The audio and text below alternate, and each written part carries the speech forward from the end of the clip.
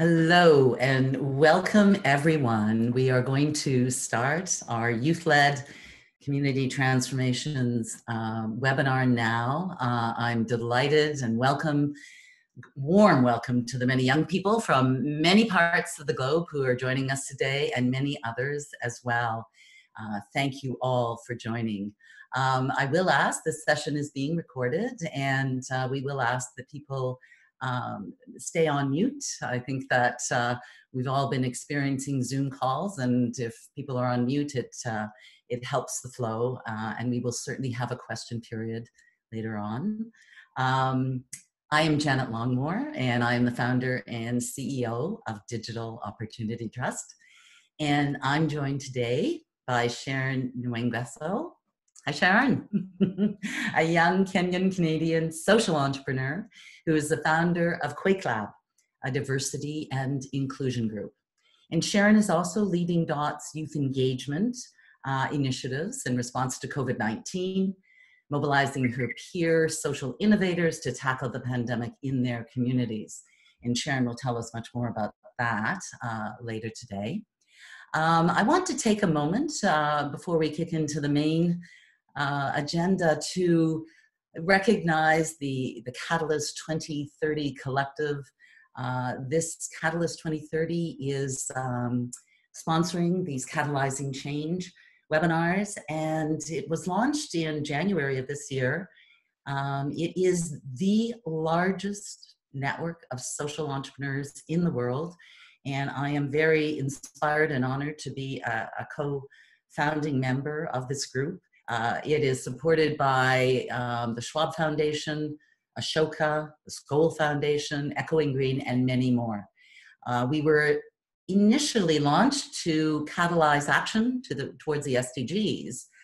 However, with COVID-19, we have pivoted very ably, and as we speak, colleagues and social entrepreneurs around the world are literally working 24/7 to address the challenges, particularly for many of the more vulnerable in our communities, and certainly advocating for policy changes at the government level and with business and many other sectors to know that we will build back better and be more resilient after this. So thank you to all at Catalyst 2030.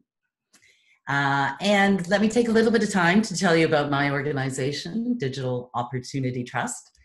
DOT is a youth-led movement of daring social innovators who support youth, and we support youth to be innovators and leaders to create and apply solutions that have a positive impact in their communities. And DOT is also an international organization with a footprint in 25 countries and offices in 7 countries in Eastern and Southern Africa and the Middle East. At DOT, we are well positioned to support youth to tackle COVID-19.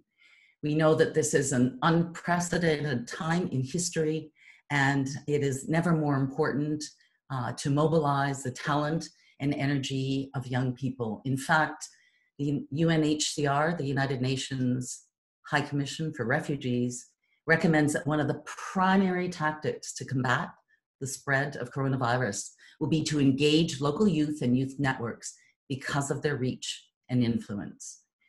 And DOT youth have the trust of their communities and knowledge of what is most needed in them. They have the ability to adapt and respond quickly to an emerging crisis situation. They have the digital skills, gender equality, and facilitation knowledge, which is necessary to support the emerging need for increased digital inclusion, access, and critical knowledge.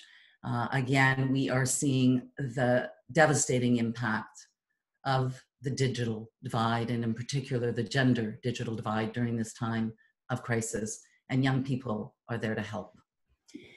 The DOT Youth Network, they are located in some of the most underserved and at-risk locations on the globe, operating with some of the most vulnerable populations.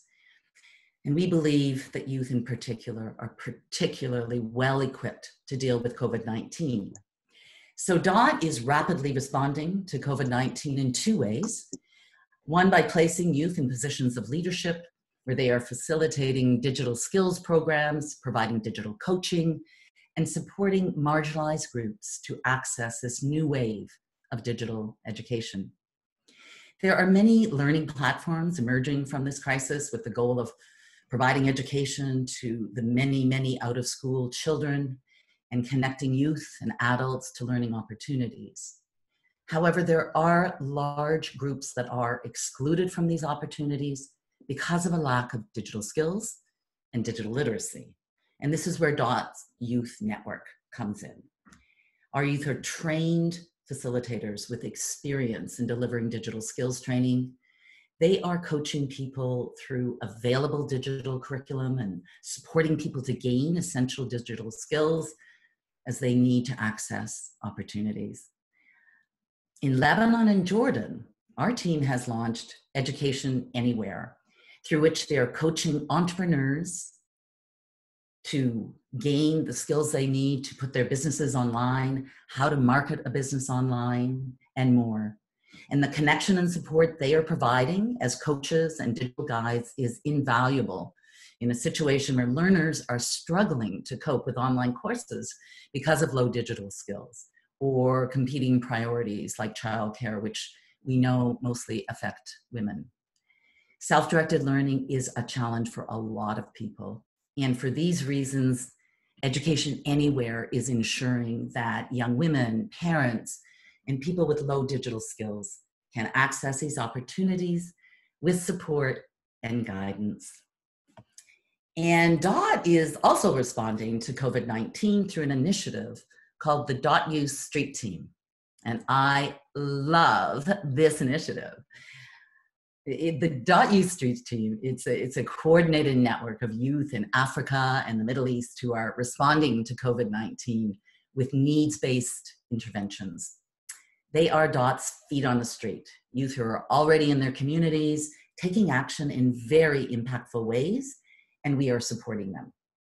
Our first street team consists of 50 youth from 11 countries, and we are supporting them by connecting them with partners, information, tools, and learning opportunities so that they can scale their initiatives and build back better, build more resilient communities.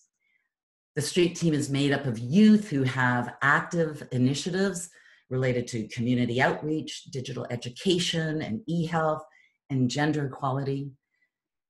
Gender equality, especially since we know how COVID-19 is affecting so many large numbers of young and women around the globe. And Sharon has joined with me today from the DOT Youth Street Team to share with all of you more about the impacts that these young people are having. And as I said earlier, Sharon herself is a social entrepreneur and has long been engaged with DOT. And she's joined us to manage the Street Team initiative and mobilize her peers to take action. So Sharon, I'm going to hand this over to you to share with all of us some of the amazing ways that DOT Youth Street Team are catalyzing change. Thanks, Janet. And hi, everyone. My name is Sharon Nyangweso. I'm the founder of Quake Lab, a diversity and inclusion social enterprise that I run in Canada and also in my home country in Kenya. And as Janet said, I'm also working with DOT to engage the DOT Youth Street Team. And before I get started, I do want to note that I think we have a couple of our street team on the call right now. So, you know, wave at them in the comments, give them a thumbs up because they're working very hard and I'm genuinely impressed that they've made the time to be here.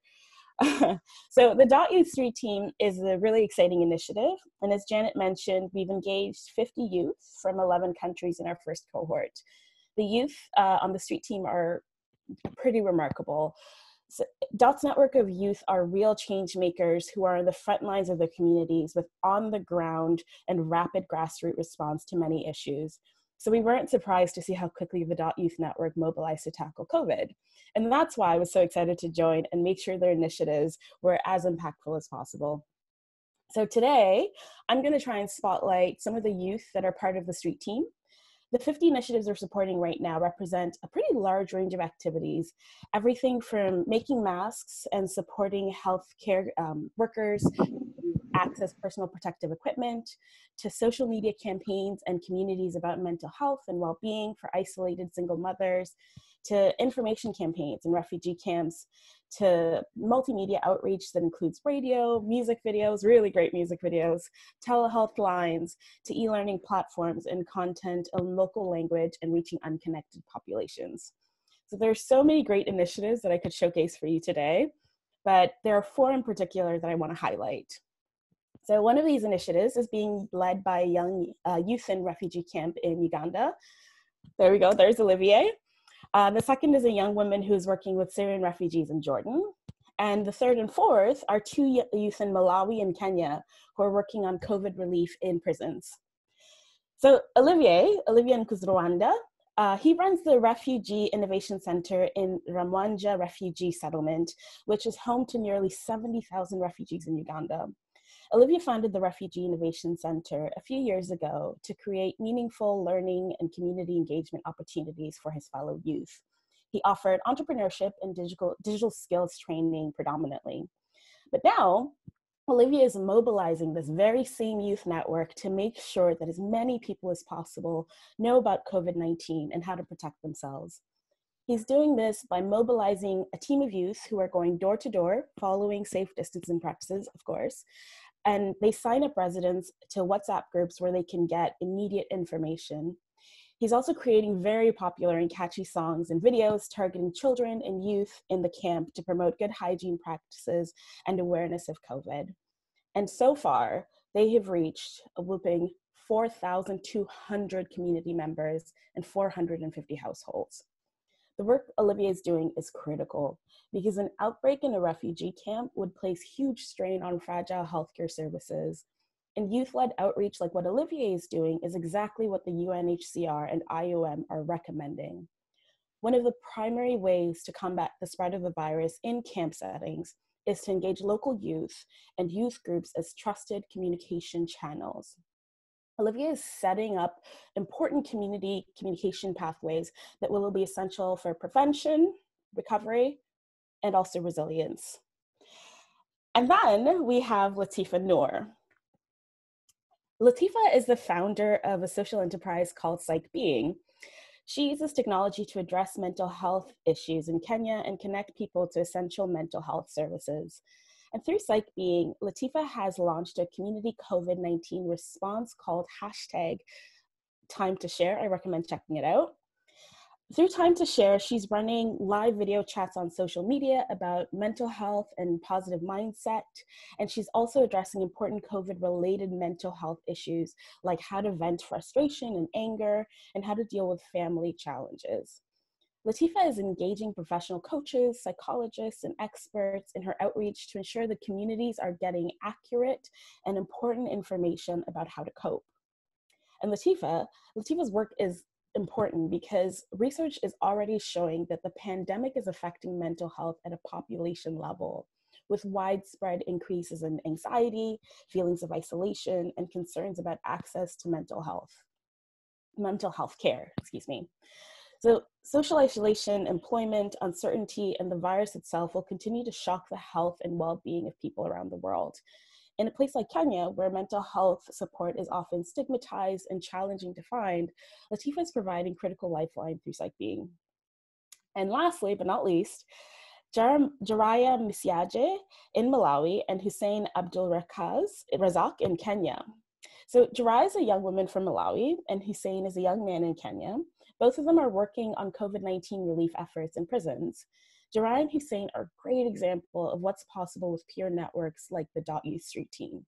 They've never met before, but through the Street team, they're sharing ideas and approaches. I'm going to tell you a little bit about each of their initiatives and how we've brought them together through the .youth Street team. So Jaraya's work is focused on the Zomba Maximum Prison in Malawi. She's mobilized members of her community to help distribute protective materials like masks and gloves and sanitary supplies like soap, water, and sanitizers.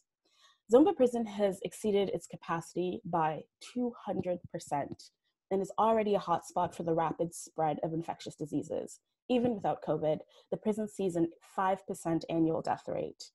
Without preventative measures, the spread of coronavirus in the prison could be a humanitarian disaster. The work that Jiraiya is doing is essential, and in an area with little social infrastructure, and her work bringing a community together to make positive change is incredibly impactful. Hussein is also working to provide supplies and information to a prison in his own community in Mombasa in Kenya. He's sharing information about the signs and symptoms of COVID, what to do if you suspect you have it, and how to take precautions. Now, Kenya has taken steps to release large numbers of prisoners to decongest facilities and allow for better social distancing, but there's still a lack of adequate information being shared with prisoners. Jiraiya and Hussein are each working on their initiatives in separate countries, but through the Youth Street team, we've been able to connect them to each other, as well as to other youth who are targeting marginalized communities. This peer support means that they can share ideas and motivate each other through a complicated and highly complex task. Prisoners advocates around the world have been raising the alarm about the crisis that will unfold in prisons where distancing is literally impossible and sanitary supplies are limited or completely unavailable. We're inspired by Jiraiya and Hussein's work to advocate for and work within these highly vulnerable populations. And thank you all so much for listening to some of these great stories about how Youth are tackling COVID-19 in their communities. It's truly an honor for me to be working with them side by side and supporting them in any way they need. And there'll be many, many more. It was difficult to choose just 4, honestly, but I'm really excited that some of them are here so we can chat later on. I'll turn it back to Janet, and you can talk about how we can support youth like Olivier, Latifa, Jiraiya, and Hussein. Thanks so much, everyone. Thanks, Sharon, so much. And you're absolutely right. There are so many inspiring stories. It was really hard to highlight for, and I'm listening to you, and I'm remembering and admiring certainly the courage of all of you who are on the street team and the over 6,000 youth that are in the DOT network. You've got the passion and the skills and the networks, but courage is something. And again, I just can't reinforce that courage, as we know, comes from the heart. And what all of you are doing in this very, very serious time is so critically important for so many. Olivier, I remember, you were with us years ago in Rwanda, and now in where you are living in Uganda, in your refugee camp. We are so inspired by everything you're doing. And Jiraiya, we met in Nairobi at the Youth Conference. I know I've got a selfie still with you, and thank you for everything. And thank you, Hussein, and thank you, Latifa, and everyone else. Part of doing this webinar was really to profile the work of young people and their responses to COVID-19, but also catalyzing change is really looking at catalyzing partnerships as well, because we're all in this together. It is a global problem and we need to collaborate.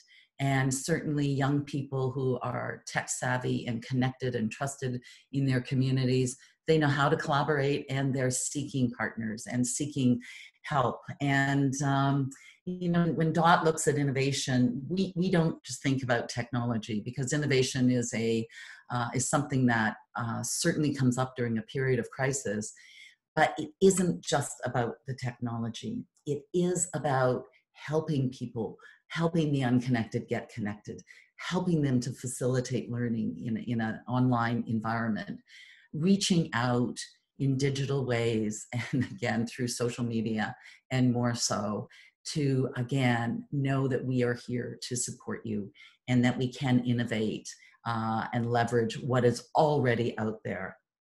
So we're looking for partners who really just can support the amazing things, the excellent things that these courageous young people are doing. As I mentioned earlier, many of them, the majority of them, are in areas that are most vulnerable. Their communities are most vulnerable across the globe, but they have the skills and the knowledge and the networks to catalyze change.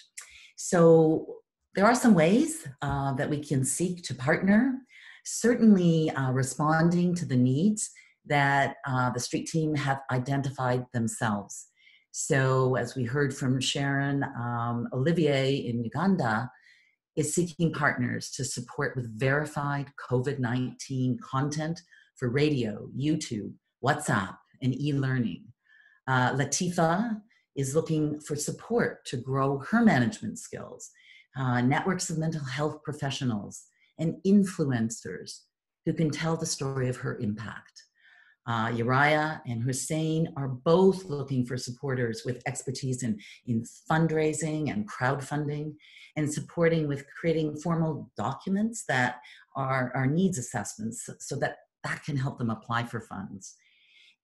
Each young person has a unique need to move their community initiative forward. And we at DOT are committed to matchmaking them with relevant partners. Other areas where you can help and partner is providing seed funds for some of these youth-led initiatives, or connect us to learning content that young people can facilitate in their communities as we build resilience in the communities and continue learning.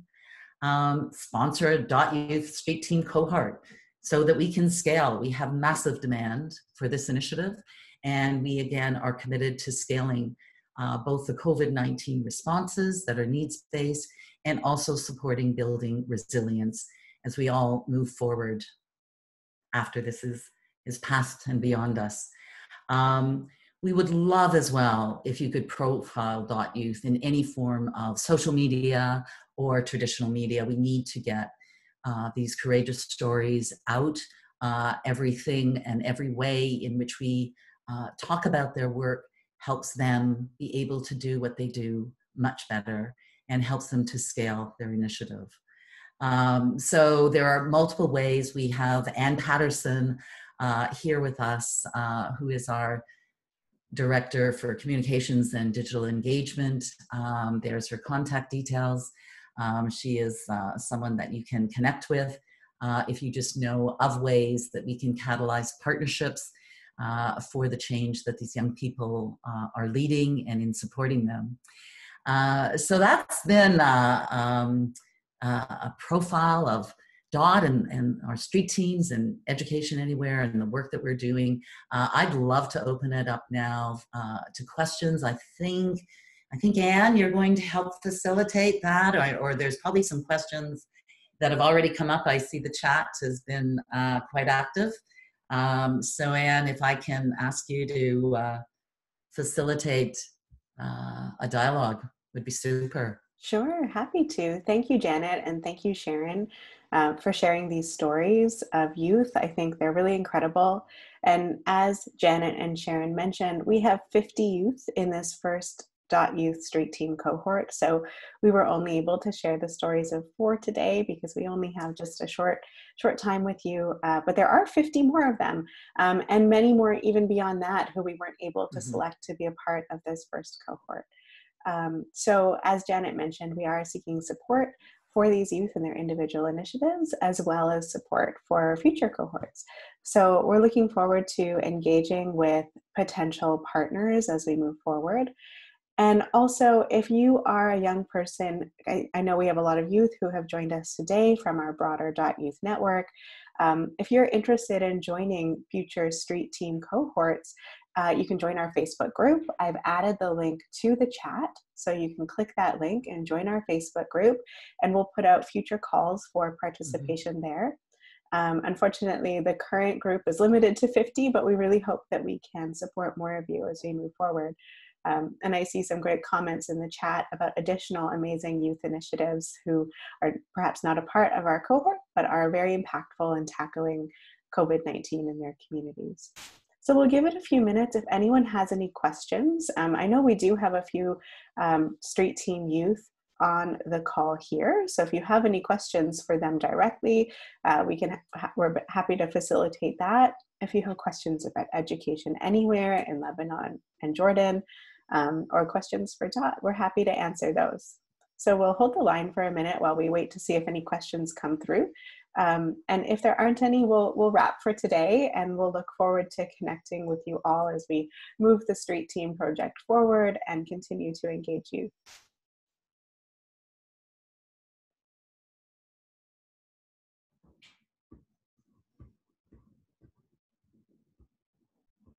May I speak?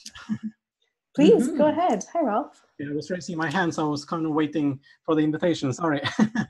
Okay. So first of all, thank you for a wonderful presentation. And this is the first time I have been introduced to your work. It's amazing. Well, I'm speechless. It's fantastic. So I would like to do whatever I can to cooperate with you guys. My name is Rolf. I am originally Norwegian. I'm half Italian, and I live in Spain. And I am the CEO of an initiative which we call Home to Live. Mm-hmm. So you can see a little more about our work on our website, hometolive.com. But the point is that what you are doing, we are trying now to launch a worldwide initiative to bring eco-friendly solutions to the world, both within affordable housing as well as food production systems. Then typically it's like greenhouses which are insulated with soap bubbles, fun enough. It's a very cheap technology which has been invented by our inventor 40 years ago. And one should think that it's easy to bring to market viable, cheap solutions. But both him and our other inventor, which has invented a building material more than 50 years ago, both of them have experienced enormous struggle to get to market. So we have a few years ago decided that we are going to do it. We are going to bring their products to market at cheap cost. So, and then now during the pandemic, one of the partners, they said, hey, can we transform the greenhouse to an emergency hospital? Yes, we can. So we can use that also for shelters, for refugee camps. So I heard you have people on board working with in refugee camps with 75,000 people, you mentioned. Wow, amazing. And our greenhouse can be transformed to shelters, both for homeless people in refugee camps, and basically also as regular houses in the future for low-cost housing. But that's another matter. Right now we're focusing on shelters for homeless people and refugee camps and emergency hospitals. So we are working to raise now funding to make very quickly. We are talking about the speed of light, a few weeks, 2, 3, 4, 5, 6 weeks, gathering engineers together to transform this this something which is called solar roof greenhouse, to transform it to this these things, refugee camps solutions, and also for shelters for homeless people, including the possibility of producing food directly there very cheaply.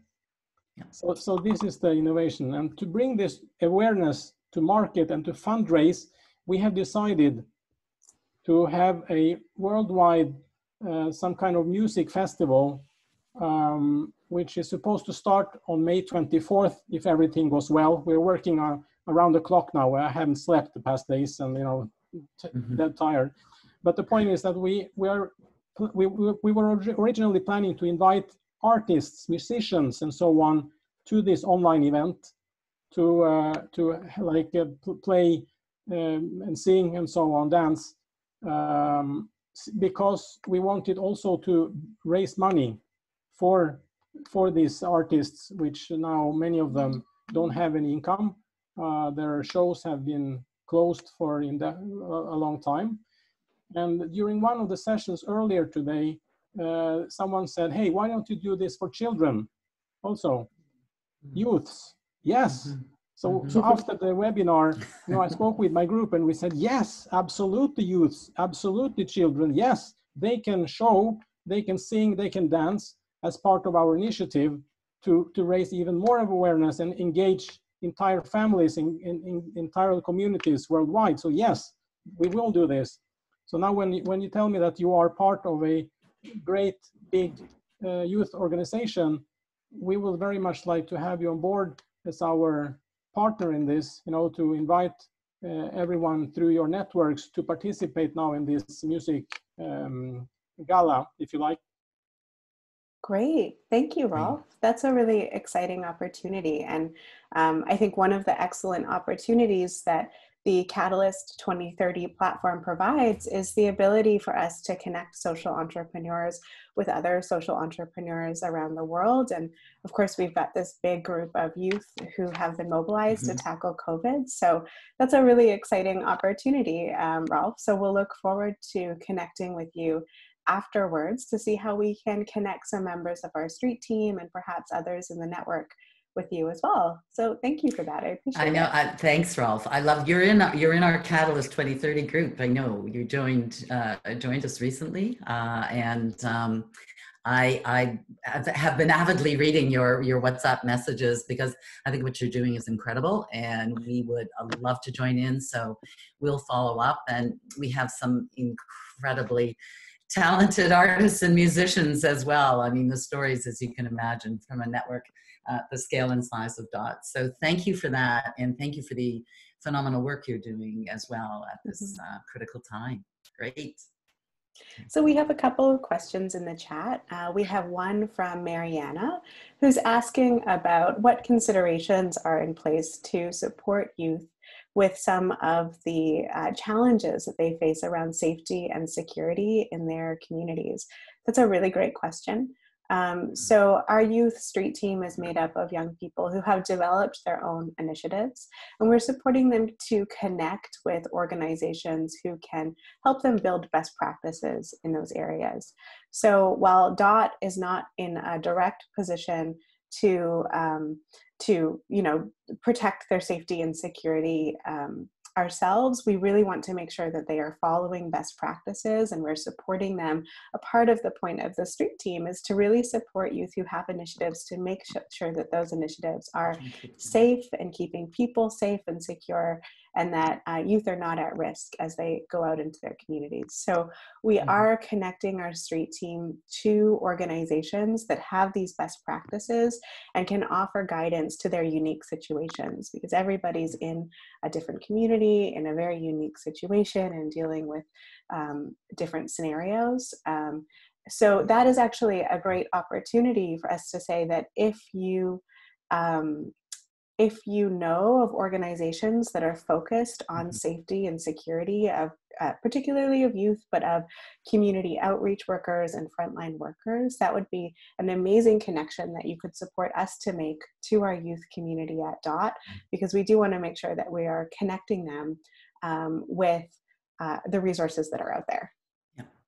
And if I can add to that, Anne, because it's a very, very good question and very top of mind for us at DOT. The DOT network, the DOT model is we have local operations in every country, or in the majority of country where we operate. So we have offices that are now working from home, but they are staffed by local talented people, and many of them have been in the countries for years. DOT Rwanda is celebrating its 10th anniversary.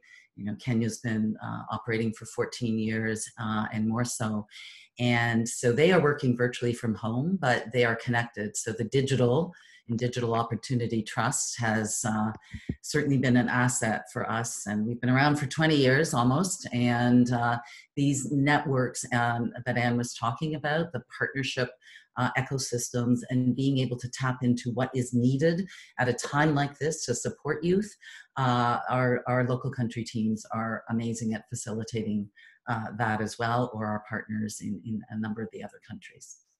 Thanks. Absolutely. Thanks, Janet. So we have a question from Christina in Ottawa, Canada. So Christina asks, so what are some of the biggest lessons learned from individual street team members and how they're engaging their communities during the pandemic? It's a great question. I know we do have some of our team members in the chat, so perhaps you can pop into the chat. I don't think we'll have time to get everyone onto the video screen, unfortunately, but you know, we've got Kelvin, Emmanuel, I see George. If you guys have thoughts about how you are engaging your communities, maybe put them into the chat. That would be great. And I see we have a hand up from Khalid. Khalid, go ahead if you'd like to unmute yourself. Yes, hello, man. Hi. It's my turn. Yes, go ahead. Yes, hello. My name is Khalid from Egypt. Thank you for meeting. Actually, I'm a music teacher actually in international schools and American schools in Egypt since 1999. I'm also member in UNESCO and member also with USAID, and I have very important project for education. I use music for multilingual teaching for all children. I contact with KG to grade 12 and old people also. I was also in Zimbabwe and was in Ghana. I was in Senegal and also contacted with ministries of education in Africa.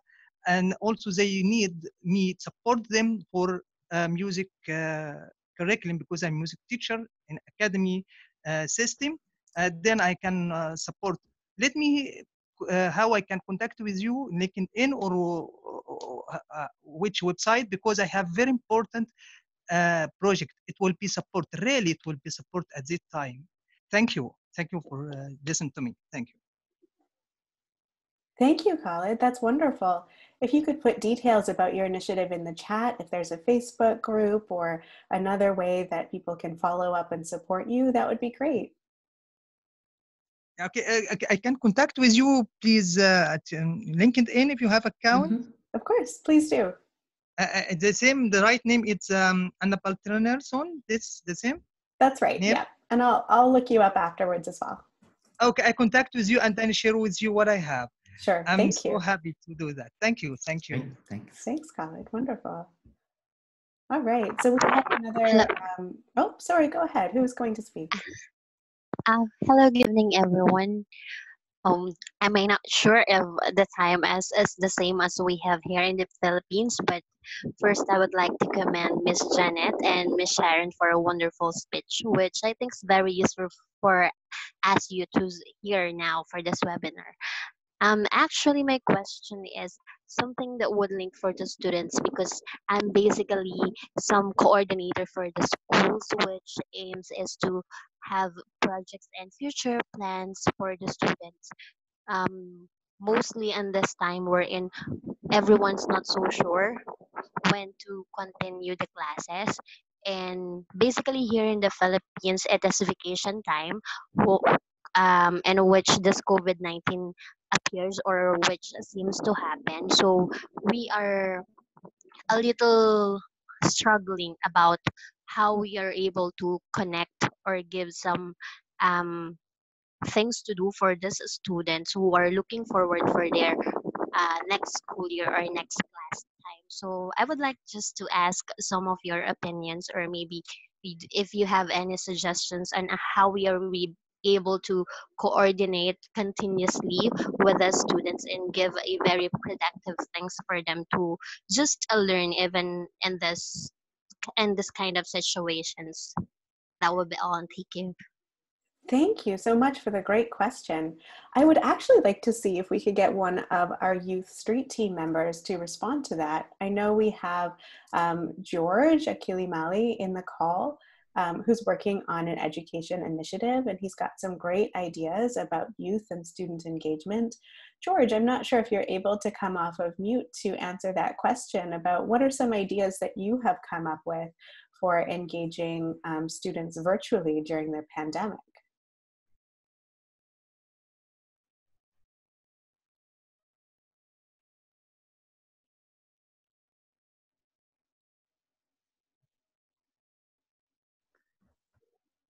Hello. Hi, George. Hello, everyone. Great, hi, George. Yeah, so this is George from Tanzania. So I know it has been challenging for most of the schools and teachers to engage with students. And one thing which we try to do right now for some of the school is trying to figure out the best way to push either its content or its information for these students which are engaging. For example, I'll take an example of the case of Tanzania, what is happening. Like most of the school, they haven't been prepared to go digital. So what they do, they just push teaching notes to students. And these notes literally are not consumed well because most of the students are not prepared to handle the self-study. So the best way to do that is finding the easy to use platform where we can push most of the interactive content. Not exactly the notes and maybe the slides, but because for the sake of primary schools all the way to secondaries, these students they have that ability to learn under supervision, not to self-study. So we have to find the content which can actually help these students engage with them. So I know it's a challenge. I think for every learner right now, but I think the best way is to find the content which can be engaging to the student. Thank you, George. And that was one of our call outs for partnering opportunities as well. And again, the beauty of the street team and a comment from our friend in the Philippines as well is that the ability to understand and know the local communities and the local context and be able to adapt, right, and innovate with that content. And just the way you've responded there just is so much, says to me all over again. I mean, the tech savvy talent of so many young people, it's a platform that is just so needed globally at this critical point in time. And so I'm sure you'll make a connection with our colleague from the Philippines as well, because it's easy to stay connected and keep sharing those ideas. Thanks, George. Stay well. Thanks. Okay. Thanks so much, Mr. George. Yes. Thank you. It was such a relief to know that it's not only we youth here from the Philippines who are totally being a little problematic about that situation and how we'll be able to connect with the students. Also, just before I end my, I would like also to commend this youth from that youth about their concerns in the prisons. I think I was able to jot down that one wherein they will be able to give some donations and informations or precautions for this prisons, because here in the Philippines, just a little sharing, it's one of the biggest problems since jail here are actually being consumed. I think threefold times number from the usual number of the prisons which has to be in a single jail. So the social distancing itself is a little difficulty for the prisons here, but I think I was really moved with the concept and the thought of this dot youth in helping and reaching out this prisons, which is one of those who are really needy in this very difficult situation. With that, thank you. Thank you so much. Thank you. Thanks again. And CATO's 2030 has many social entrepreneurs from the Philippines. So we've got your details. We'll make another connection there as well to support you in your work. Thank you, ma'am. Thank you. Absolutely. Oh, wonderful. So we have two comments, one from Imahira Ecotourism in Rwanda, and one from Eba in Ethiopia. And they're very similar questions. They are curious about how entrepreneurs and social entrepreneurs are continuing their work virtually during the shutdown and isolation measures that are being taken. I think that that's an excellent question. If anyone has any thoughts on that, anyone from our youth network who has ideas about how they've approached that, please put up your hand or add something to the chat. I saw a hand up earlier from Karen, I think. Karen, did you want to comment? Yeah, I also am just super excited to be here. Hi, Karen. Okay. So amazing. I wondered if you would join. Okay.